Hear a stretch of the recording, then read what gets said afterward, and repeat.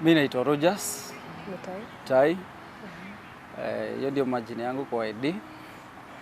And apart from being Rogers, I'm also Mount Rogers. I do music and I'm also a songwriter and a photographer. Yeah, that's what I do. And also I'm an entrepreneur. I run Heritage Greens. It's an enterprise with my wife. I'm Caroline Mudhoni. I'm a songwriter. I'm an artist by profession. I'm also an entrepreneur. I work with Heritage Greens. I'm a manager. Yeah, and I'm married to this young man. We've been married for 1 year and a half. Karembo kanaitwa Exeladia. Na akitaka kuongezea anaweza jiita Exeladia Mutai. Okay, in life venye tulipatana na yeye, actually it was fun because in the first place sikuwa najua, okay, I never knew whether there's time tunaweza kuwa pamoja because I knew her parent kwanza, ndio nilijua kwa kwanza. And vile nilifanya, there was a services nilikuwa nafanya and nilijuana na wazazi wake. So at some point kuna siku nilifika akaambiwa nisalimie nikiwa kwa gate kwao and alikataa kunisalimia. In fact alitoka kwa nyumba kama ana viatu, so that was just an excuse because hakuwa anataka kuniongelesha, hakuwa anataka kunisalimia, but all the same because sikuwa na issues zingine. Nikaendelea tu, so I became a family friend to their family, and that was back in 2016. Vile alafu after 26 September mimi nilienda nikarudi college, nilikuwa nasomea hapa CBD, and one day after she did a first album, ilikuwa inaitwa The Man I Love, it was a gospel song. Ali opt kwenda kupeleka CD yake kwa TV, kwa station. Nilikuwa nimeitishwa actually. I was in class by the way. Then nikareceive a call. Nikatoka kwa class. Akaniambia, by the way, I want you to take me to anniversary towers. So badala ya kumpeleka na university way, because that was easier if kama ni kutembea, nilimrudisha mpaka shule. Because sikuwa najua route nyingine rahisi, so kampeleka shule, kamwambia nilikuwa nataka kwanza uone mahali nasomea, but haikuwa hivyo. Kapanda na Koinange Street, that is Koinange Street mpaka Anniversary Towers, tukaingia, and then from there nikakumpeleka sasa lunch. I was to take her lunch. Tukaenda, we have tuvuka hapo Accra Road, kuna restaurants ziko hapo za fast food. Nikasema acha nimpeleke hapa, tukiongea tukijuana zaidi, because that was our first day yenye as in tulipata time hata ya kuulizana maswali, unasomea nini and those of us. So hatukuwa tunaongea before, though we knew each other, and she never wanted even to talk to me, even to greet me. That was a problem to her. And tukaingia upon crossing now Tomboya to Accra, akakuwa anahesitate kuvuka barabara. Na mimi unajua mimi vuka tu faster, so I had to hold her hand. It was on a right, nikasikia amesweat, but nikamshika vizuri kwa barabara. I guess I like that moment. Tukaingia kwa joint, tukakula tukiongea. No, what amazed me is she last to pay. Alilast kulipa. Yeah, I had to pay ndio nimuonyeshe. Mimi sile dem napenda kulipia kila kitu. Na I can stand for my own. Yeah, so that's why niliamua kulipa. But na yeye on the other side akasema, "Hey, umelipa na mimi fare nitasimamia." Because we come from the same place but different places, yeah. So hiyo ndio kitu ambayo nishangaza for the first time, because I had some relationship before, call them to relationship, but the first thing you do as a man when you are taking a girl on a date, hata kama ni yeye amekwambia nipeleke mahali, you have to be packed.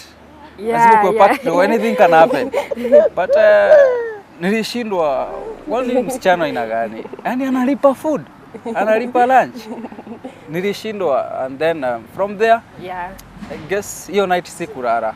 I really wanted to explore, nijue what kind of a woman she is.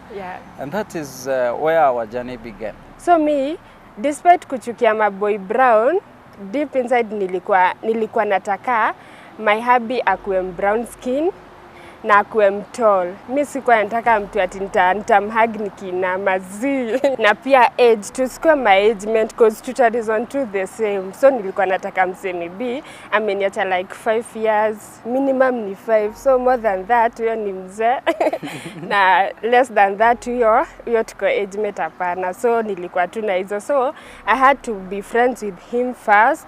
Nikaona mse kwanza ameokoka cause alikuwa alini-inviting church nika-perform. So hiyo ndio kitu ya kwanza ilitik. Lazima ningetaka kujua what kind of a woman she was. And I know wanaume since mimi sikuwa nataka hiyo miraculous tufuatani kuja nikwambie hivi na hivi. No. Nikuproposia at once hivi, sijajua hata majina yako, sijajua hata jina ya mama yako, jina ya babako, no, I never wanted like that. So nilikuwa nataka kujua kama mimi niko na interest na nimeona me and you can make good couples. But I still nilienda kwa inbox nikamutext hapa nikamwambia maybe can we meet, sioni kama tunaweza meet, tumekaa sana kama tujaonana. And then what she told me, Rogers, you're just a friend to me. So you're just a friend. I take you just as a brother. And nikaona, so the feeling I have for her, she doesn't even have that signal kwangu. So nikakatio story short na hii story ikaishia hapo. Hakuwa ijua nataka kufanya nini, hakuwa ijua my interest, because I kept my life open. Sikuwa na feature hata anything. So on December alienda mission that was in Kirinyaga. I wanted to propose on date 14, that was on a birthday. But unfortunately hakuweza because alikuwa mission, that is Kirinyaga, Kirgoya, somewhere Kutus. So I waited date 17. The only place I could take her ni 14 falls. That's the place I could take her depending mfuko yangu venye ilikuwa. So nilienda nikamwambia vizuri, mimi ningetaka tuanze relationship that can lead to marriage. And at first she didn't believe because maybe hakuwa na because all of that time tumekuwa pamoja nikimpeleka events, kwa two brother and sister thing. And from there everything changed. And till today we are together. The funny thing aliniproposia, so sikuwa na imagine he can do that because mimi nilikuwa na believe okay, huyu boy nampenda but amenyamaza, ni kama hayuko interested. I never knew he was investigating me by the way. So mimi nilikuwa ama huyu boy hata ameoa. So nilikuwa kinda acha tu niachane na hiyo story. So he was too bro until that time.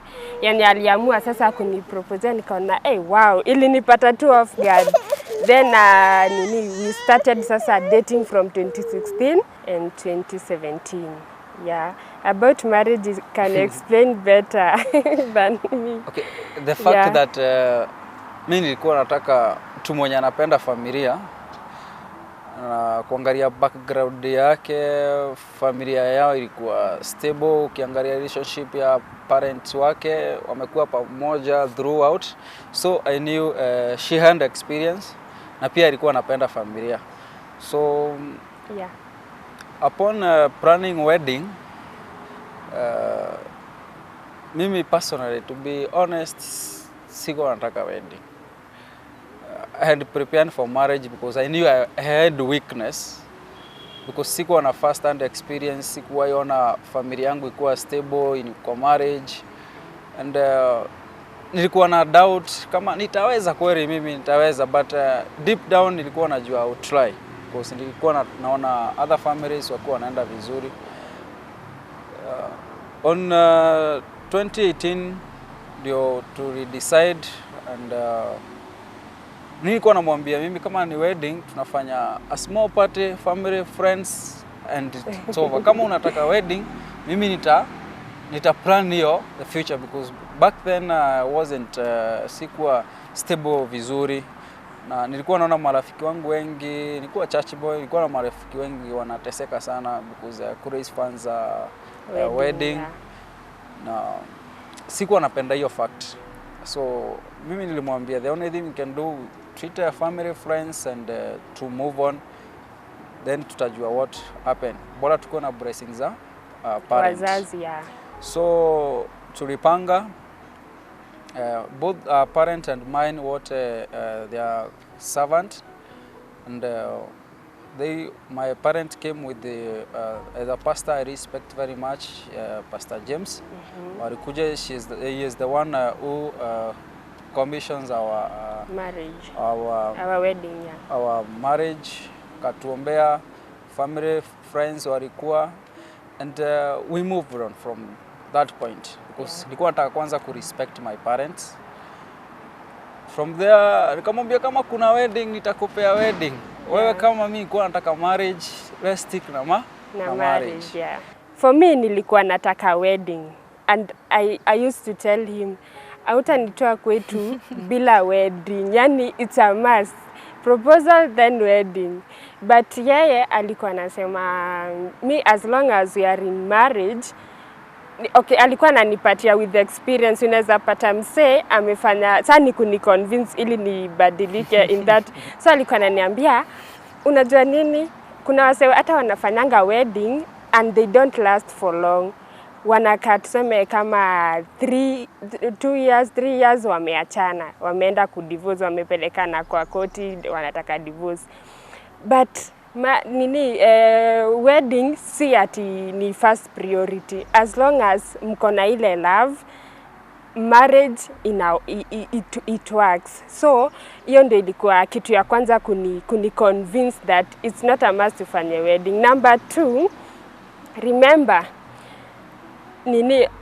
hakuwa stable vile amesema, hakuwa stable. So mimi sikuwa nataka ikae, nilimpenda juu ako na mado, nilimpenda juu alinifanyia wedding kubwa. Unajua sikuwa nataka ikue hivyo, nilikuwa nataka msee mwenye hata kama hatutafanya wedding, as long as kuna hiyo love na as long as atanipenda na mtoto wangu, hiyo itakuwa enough for me.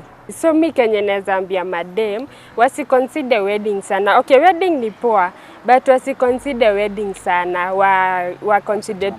concentrate tu na marriage. As long as mko na love, you are best friends and love is there, marriage becomes very easy. Yeah, mtu asiconcentrate na wedding. Na pia kama mtu hayuko stable, si ati agoje ati apate do ndio amari. You can still get married without hizo process za as long as mnaita wazazi from both side, wanajua, few friends, na mnakuwa mnakuwa officiated without even doing the wedding, na marriage ina work. Okay, what I would say, of course ukiangalia sana kwa society, tumegrow kwa ile society, parents wanataka kuona mtoto wake akifanya big wedding, maybe kubrag kwa area, because watu wengi brag mtoto wangu anafanya wedding and so yeah. But inakujanga na a lot of stress, especially kama as a guy, ama kama amuna hiyo uwezo wa kusimamia all the expenses. Yeah. But me, what nilifanya sana, mimi niliprepare for marriage. I prepared for marriage and not wedding. Na I knew, nilikuwa namwambia, even if I would say niko rate, naweza kukimbiza pale kwa pasi, after service niambie pasi tushikanishe. Yeah. That all. Kama ni wedding tutafaa, lakini kama uko na uwezo kwa maboy, kama uko na uwezo wa kufanya wedding na that lady anataka wedding, wedding isikue ndio the big thing, because of some kama take time to prepare for the wedding, what will happen wakati wedding imeisha sasa, and then time for marriage, you take all your time to prepare for wedding, what about the marriage? How to prepare for the marriage? So that when unakujanga unakuta things zinaenda south, amuelewani. But if you take time to prepare for marriage, and then the wedding being, by the way, just a celebration, venye tu inafaa ikue, a celebration for the covenant, I guess it will be easier. So, mi vile naweza ambia maboy kama mimi, we kama ujiwezi, there are so many avenues za kuconsider, za kufanya wedding. I've seen so many people wakiunganishwa kwa after service. That's simple, kama demo anataka. Lakini kama demo anataki bado, inakuwa tu headache kwa maboy sana. Especially for the ladies, pressure bado kwa in-laws, because wanataka hiyo. My parents walikuwa wanataka wedding, but I had to tell them, this is what I want. Yeah. Because sikuwa nataka hiyo pressure, na since alikubali, I was so happy.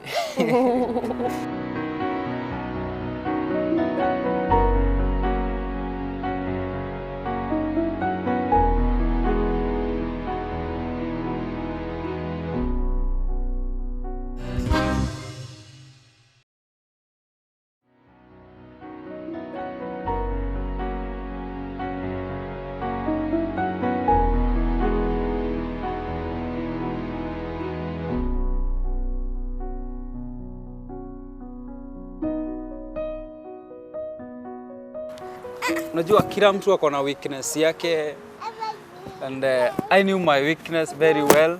The first thing why sikuwa naamini nataka mimi ikuwe miraculous ati nimeoa, nimepata dem, nimeproposia, hata tujamaliza 2 weeks, sijui hata majina ya brother zake, sister zake, sijui ametoka side gani ya Kenya.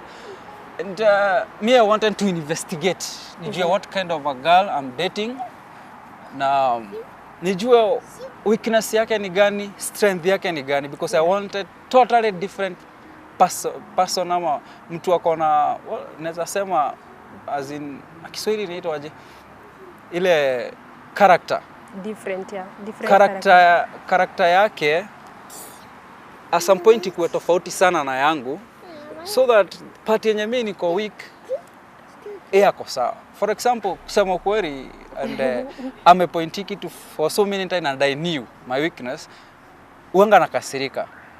But inakujanga haraka and then inaenda chini. But hata tukosane aje, at some point 2017 bado tukuwa date, I was in Meru. I don't know, kukuwa na misunderstanding, and nikafikiria kumwambia okay, let's call it quit. Sawa, kuwa hivyo. I'm telling you that's the time nilijua what kind of red day I have, because haku stop kupiga simu mpaka ajue ni nini imekosa, nini amefanya, tuwezi tuka resolve. And because mimi nikikasirika some point I tend kunyamaza, but haezi akanyamaza, and that part ilinifanya nikasikia yes, I have someone. Because imagine yeye akue kikasirika ananyamaza na mimi kikasirika ananyamaza, hiyo nyumba inaweza kuwa aje? So I needed exactly someone who is totally different from me in those parts, so at nikinyamaza yeye anyamazi, ananiambia pana ni hivi na hivi na hivi na hivi, and then sikuwa nataka mtu mwenye nikimwambia no naye anasema no.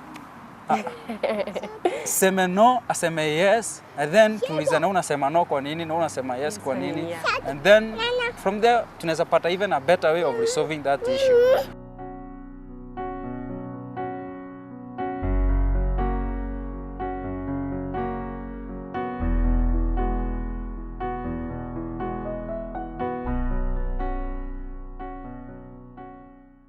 So for me, when wanataka kufanya wedding and going settling in marriage, wajue marriage is not an easy journey. There are ups and downs, but mkiwa na a way of resolving things, ita make marriage kuwa very easy for them.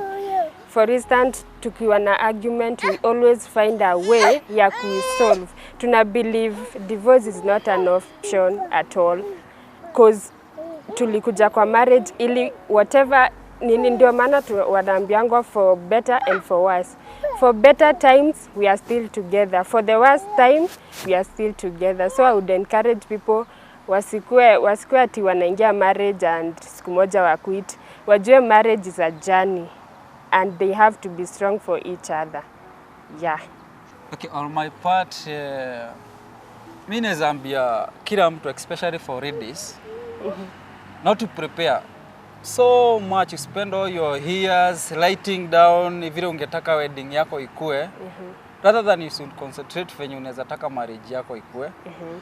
And wedding should be just only a celebration, because inafaa kuwa wakati wa ile covenant, because the time for covenant. Na ile kitu inahitajika sana ni gathering, ili kukue na other stuff. Lazima uconcentrate first na marriage, because ukiconcentrate na wedding inafanyika siku moja tu na inaisha, na ile kitu tu umeachwa nayo ni ile tu video peke yake ya kuangalianga what happened on your wedding day. But the big thing is here is the marriage itself, that journey. Concentrate nayo, write down what you want na what kind of a person unataka, and then I guess marriage itakuwa easier. The way of resolving issues, lazima mkuwe na a way ya ku resolve issues wakati zimearise, because zitaarise.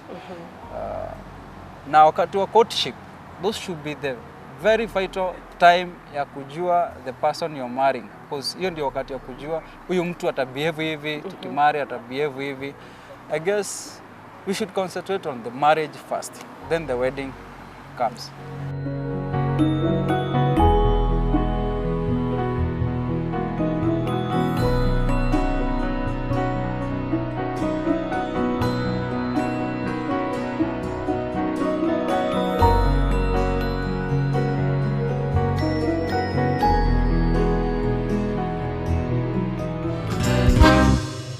So, babe, I want you to know that I love you very much, and I will always love you despite our differences. I will stick with you because it's a forever thing. So we are together, come rain, come sunshine. I will love you forever. Yeah. Honey, I might have not told you this, but I want you to know, uko na kila kitu yenye naweza hitaji kutoka kwa mwanamke. You have everything I need, you have everything I want. You're my strength in my weakest part, and I will love you no matter what. I love you, and I'm looking forward to wake next to you, even in my old age. Wow. Just know that I love you. Deep down in my heart, I love you. I love you too.